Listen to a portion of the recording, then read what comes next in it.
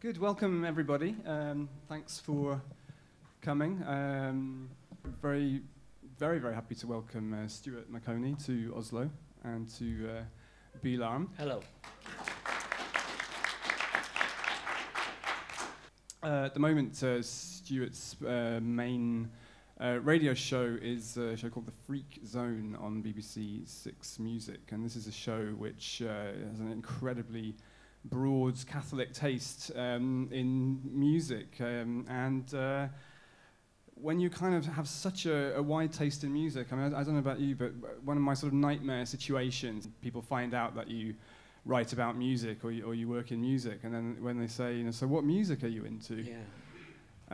What do you say when people ask you? Well, I know it's always, and inevitably people think if you try, inevitably people think you're being some kind of, like a snob or purposely difficult if you say, well, you know, I really like everything. I like what I've tended to arrive at, depending who's asking me. What I've tended to arrive at as a bit of a shorthand is if it's someone in the business, maybe I say I like lowbrow music and I like highbrow music, and I don't really like any of the music in between. Which is, I know now that those are insulting kind of pejorative terms. What I mean is, I like pop music, I like disco, Tamla Motown, Northern Soul, and girl groups, and I like the most, as I could call it, horse-frightening music at the other end of the spectrum as well. I don't like meat and potatoes bloke rock. That's what I don't really like, which is weird because I, for years, was in that kind of world of doing that, and I've got, I don't know if it's my age or whatever, but another white bloke with a guitar telling me about his protracted adolescent problems I have no interest in hearing whatsoever. I had a theory earlier on. I think all men should be prevented from making records for 2 years. You're right, I never know what to say. There's that glib answer that, isn't it? Is it Duke Ellington or Louis Armstrong supposed to have said, all music is folk music, because I sure haven't heard any horse singing it.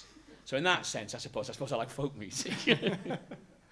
I hate that when people say, you know, there's only two kinds of music, good music and bad music. Well, that really gets me. It's not true, is it, actually? No. There's sometimes music that's interesting, and Brian Eno once said a thing to me. I said to him once, this is an interesting thing for any critics in the audience, I said, would you make a good critic, Brian? And he said, no, I can't think of anything worse than persuading people not to like something. Which is, as I've always carried that in the back of my head as a critic since, and thought, if that's all you're going to do in this piece, don't do it. It's got to have some added value as well. It's got to be funny, or it's got to be thought-provoking. But if all you're going to do is persuade these people not to like this, that's failing in a function as a critic, I think. You know, the Freak Zone itself is supposedly the sort of the left-field oasis of a lot of the BBC music programmes, totally off playlist and all the rest of it. But you've actually got another show called The Freakier Zone. Yes. And I'm curious, you know, well, that's like a sister programme where we spend a whole hour talking about one fairly niche subject. I mean, and as you well know, because you've been a guest on it. So recently, you were on setting into context the music of Scott Walker by playing some of the music that informed Scott Walker, from modern classical music to the jazz that he was interested in. Last week, we had a whole hour. This is great. This is, you know, paid for by the licence fee. One of the few things, you know, the British state is still doing properly. A whole hour where we looked at the Louisville, Kentucky post-rock scene, you know. And I think that's great that we're doing that for an hour. And what's also, and I think, you know, you might think, and who's listening? No one. Actually, a surprising amount of people are listening. I think, and we talked about this last night, you've got to getting the tone right is important. If you approach it with that sort of slightly open university, that might be a reference that doesn't make sense here. But if you kind of approach it, hello. Tonight we're going to be looking at the difficult world of Louisville post-rock. You know, then people you can hear them switching off. But if the tone is quite engaging and quite warm, and you lead people in, I think people are much more broad-minded. The listener, to use that disparaging phrase, is much more broad-minded than people give them credit for. Absolutely. I mean, the one word that comes to mind is enthusiasm. I mean, there's an incredible enthusiasm coming out of the radio on your show, and for the most outre musics very often. Well, I think enthusiasm is an underappreciated quality, because I think I started life in the rock business as a writer for the NME, and at that point, British rock press was notorious for its too cool for school lack of enthusiasm about everything. It was regarded as if you were enthusiastic about things, it was terrible.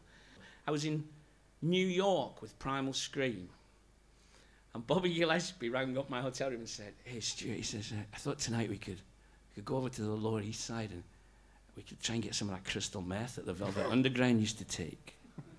And I said, do you think we could go for a pizza instead? And I realised at that point I was getting slightly too old for that protracted adolescence of rock and roll. I thought, could we go for a pizza and have a glass of wine, do you think? And then I might go to bed quite early and read my book. A lot of musicians are very suspicious of music writing, aren't they? They're very sort of like, there is quite an edgy relationship very often, and there's a sensitivity there, but that doesn't seem to me to exist between musicians and radio hosts, funnily enough. There's not so much a critical tradition on the radio. That's very interesting, I suppose, because by and large, when you're with, there is a certain politeness about the interaction when you're with someone on the radio that I've very rarely heard someone sit down with someone and say, you know, your new album is shocking. What have you got to say for yourself? Just the simple manners of human interaction. Yeah. When someone sits down in front of you, you tend to be quite nice to each other. I once the late John Peel, because I heard one interview I once did with Mick Hucknall, and he stopped me in the corridors in Broadcasting House and said, "Did you do that interview with Mick Hucknall the other day?" And I said, "Yeah, I did." Mick Hucknall of Simply Red. And he said, "Oh, it was marvellous." He said it was the least genial interview I've ever heard. He said you could hear the crackle of open hostility between you, and it was like that. But they're not pleasant, things like that, you know. So I once said to Paul McCartney, this is what I thought was a brilliant question. Have you ever wished for a moment that you were in, and again, if you don't know if this reference will mean anything, have you ever wished, even for a second, Paul, that you'd been in Gerry and the Pacemakers, who were a much smaller time Merseybeat group than the Beatles? And what I meant was the hits and the money and the nice lifestyle without getting shot, without the pressure. But as soon as the words left my lips, I thought, that's such an idiotic question. And he looked at me and went, "I'm sorry." And I said, "No, actually, let's move on to talk about your new..." And he went, "No, what did you say then?" And I said, no, let's talk about your new album, Paul." He said, "Gerry and the Pacemakers." He said, "Stuart, I was in the Beatles, you know." And he was like, yeah, I know.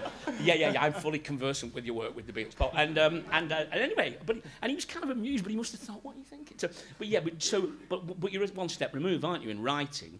So you get people, and you get people committing the most outre faux pas as well. And I think you look back, I never was that kind of journalist, so I've not got so many of them, but I've got a few. But I know some of my friends who are nice, grown-up people now with children and houses who look back at their teenage or 20-something music writing with horror and think, how could I have been so callow and insulting to people? But, you know, it kind of goes with the territory when you're 20-something, yeah. Well, thank you for coming. Thank you. Stuart. Wonderful. Thanks very much.